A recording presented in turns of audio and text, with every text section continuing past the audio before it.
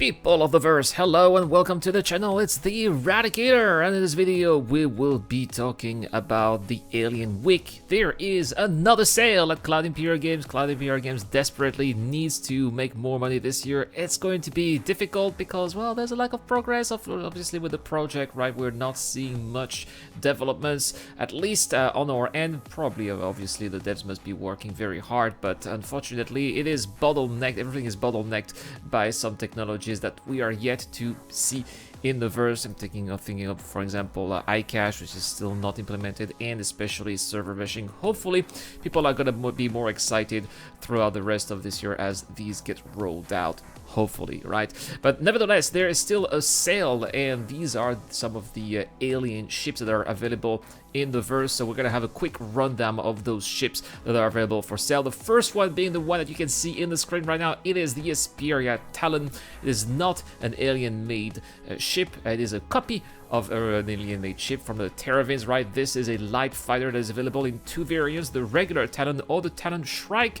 The regular Talon comes with some guns here, some two size 4 gimbal guns, which are actually size 3 as a result, but you can choose to have a fixed size 4, and a couple of missiles, whereas the Shrike comes with much more missiles but lighter guns as well. Both ships are designed, designated as being kind of like glass cannon-ish, but it is right now the meta, the big boy for all of the PvPers out there. All the PvPers I'm seeing in the verse are using Talons, and they're pretty good at it. It's very agile, it can go around any other ship very quickly, and they do a lot of damage as well, especially with the gimbal size 3. So if you're into PvP and you want to do some combat and do a lot of damage, I would heavily suggest you go for this ship. It is available right now for $115 in the Play Store. Coming up next is the Prowler. It is also a ship from Espy, also inspired by the Terravins. This is more like a dropship where you can have a lot of troops inside, and it is also a decent combat ship as well, even though it is not its main purpose, but they have some massive size 5 cannons as well on the top. So you are definitely going to make a lot of damage with the Prowler. Another thing that is very cool with the Prowler is basically how its cockpit looks like. It's not just like the Talon, it's not a real cockpit, but more like a mix of different cameras that show you the outside, and that is absolutely cool. Now, this one is an expensive one here. As a standalone, it is going to cost you $440, but I suppose that it is the price of having a cool alien ship. Coming up next is the Banu Merchantman. This is maybe one of the next great gibbonings, a fan favorite. People have been waiting for the Merchantman for a very long time. 2014, if I am correct, was the first time that it was introduced to the verse, and 2013, sorry. So it's been almost, oh my goodness, it's been 8 years, and by the time it will be released, it will be 9 years. One of the oldest backlog ships that the CIG is having right now. This ship has a massive 3,584 SU of cargo capacity and has a price of $500. It used to be at $250 if you bought it in 2013. So yeah, the people who were the early backers here for this ship are some really big winners there. They saved a lot of money. And anyway, this ship is really exciting because it is going to be not only a huge trader, but also it will have its own stores inside its ship, which is why people really believe that it's going to be a huge money maker if you own this ship. And unfortunately, right, it's obviously not ready for the verse right now because we can barely even fill a C2 Hercules full of cargo. So can you imagine 3,584 SU of cargo capacity? That's just ridiculous. We need to have the trade and cargo refactor. The whole rework for the cargo system needs to be in the game, and that's why we can see this ship is being worked on. They started working on it at the beginning of this year, but according to the roadmap, it says that it is going to be ready by the end of the first quarter of 2022. So probably this is going to coincide as well with the cargo refactor. Still, I still believe that this ship is going to still increase in price given how much work it is involved here, and given how important this ship is going to be for any businesses in the verse. So that's why I think that it still is a good bargain to get it now, because probably we should expect this ship to go all the way to the $600s, if not the $700 when it is going to be released. So yeah, be on the lookout for that as well. And of course, after the merchantman, we ought to talk about the Defender, still manufactured by the Banu Suli. And this is a light fighter with a crew of 1 to 2. I think it's really going to be interesting to be flying this ship with a co-pilot once we are going to have all those new, for example, missile operator mode in Star Citizen Alpha 3.14. I really believe that with the next patch, the Banu Defender is going to be one of those fighters that is going to be shining, because it's going to be much easier for the pilot to focus on their own flying, while the co-pilot is actually going to have a role and is going to make this ship particularly dangerous, especially while it does have a couple of missiles. It has 2 size 3 missiles and 4 size 2 missiles, so not a lot, but each of these missiles with the missile operators are going to count. Right now, well, this ship is available in the pledge store because of the sale at $220. I don't think the price is going to change anymore because this ship was released a while back.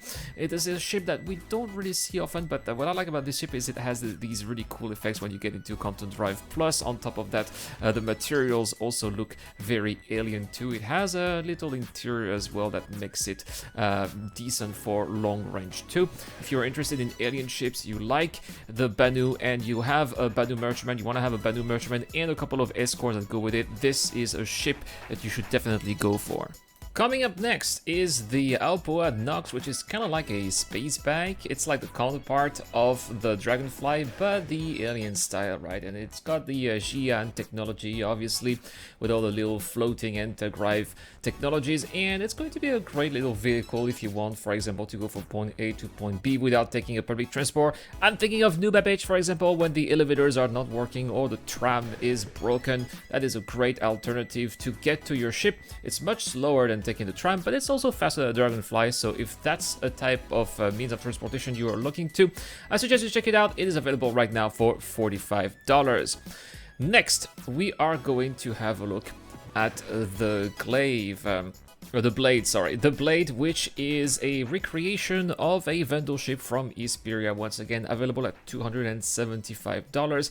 It is very overpriced for what it is, because it's kind of like a medium fighter, like a sort of equivalent to a Super Hornet, but nevertheless much more expensive and not necessarily much more armored as well. But you got the cool factor of flying a ship that looks like a Vandal ship. It is very menacing. You're definitely going to have the psychological advantage if you're fighting this in PvP, but that probably would be the only advantage you'd get flying a Blade. Next, after the Blade, we've got the Sentokyai, which is the medium fighter from Alpoa again. This is a Xi'an ship. It's kind of an upgrade to the Kratua that we'll be talking about later. The Sentokyai has got some really interesting armament as well. If you have a look here, it's got some gimbaled size 4 of them, which is going to really make a very interesting choice here if you're looking for a medium fighter that is going to pack a punch definitely more than the Glaive here. It is also cheaper than the Glaive, available right now at $220. If you're looking for a cool alien ship that's going to allow you to fight, I would heavily suggest you get the Sentokyai. The only problem with the Sentokyai is that it is not available right now, so maybe when it will be available, it will be more expensive. It started at $195, $220. I would probably expect it to go more expensive than that. Maybe it will be on par with the Glaive. Next, after that, we've got, of course, the Raylan, which we talked about previously. The Raylan is the upcoming Xi'an cargo ship, currently at $200 warbond, $225 if you are using store credits. It is a fantastic ship with no guns for the pilots. The guns are only 2-man turrets, so if you want to be defending yourself, you are going to need a crew of 2 people plus yourself. But probably this is a ship that I said in the video that people are going to be using in safe trade lanes because of the external cargo pod that is going to be very easy to lose. Also, last but not least, the Kratua, which is the kind of like light fighter from the Banu. Xi'an. a very alien looking ship for sure. It is extremely maneuverable, which is what a lot of people like about the Kratual. It is currently priced, if I'm correct, at $170, only available during time limited sales. And in terms of weaponry, well, it's got two size 3 CF 337 Panther lasers, so that's actually quite decent. And I don't remember if they're gimbal. I think that originally used to be fixed, but they made them gimbal, I think, in order to make it a little bit more competitive. Now, of course, we're going to check it out right now in this footage that I took. I took a mission here. I took a mission here with a. It's basically like a bounty hunting mission, right? And well, I found that it was quite effective, and it did the job. But the problem with the Kratual, I think, and something that I always follow with the Kratual, is that it is quite fragile, in my opinion. But nevertheless, if you still want to be looking into RP, you want to look a bit different, fight differently, then maybe this could be a ship that you could be looking for, but not really for PvP. One alien ship for PvP, it's probably better to have a Talon, as I explained before. But why not having, let's say, you got a group of players in the North, you want to have like some sort of alien squadron-ish, Kratual could be a different and interesting alternative for sure. And that is it for this rundown of alien ships available during this Alien Week sale. But please let me know in the comment section down below, guys. This is the giveaway question. Which alien ship is your favorite? As far as I'm concerned, I'm going for the Raylan. Amazing cargo ship, a huge fan of the design. But what about you? Please let me know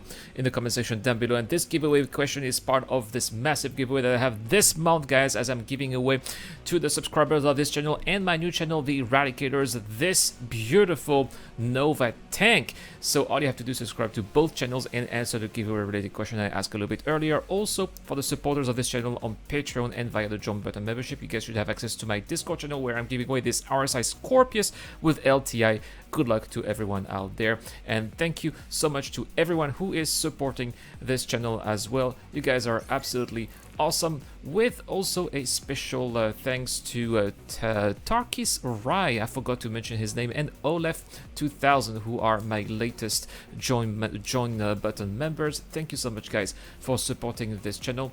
But not just that, I also have a couple of people to thank on Patreon as well. And first, I would like to thank Felix G for supporting this channel, as well as Antoine David, Hayes X3, Dylan Harry, and that's pretty much it for my new patrons. Thank you so much, guys. You guys are making everything possible here. I know it sounds cheesy, but it really does motivate me a lot to keep on creating all of that content for you guys. I'll see you guys tomorrow for more content on the channel. This is the Eradicator. I'll see you guys later. This video is brought to you by the people who support this channel on Patreon and via the join button as well. Supporters of the channel get access to lots of cool perks, such as access to my private Discord, your question answered in the show, you get to know when I'm going to play, and also you get to have a chance to influence the editorial line of the channel. Any help is appreciated, starts at just $1 a month. Thank you very much for watching. This is the Eradicator, and I'll see you guys later.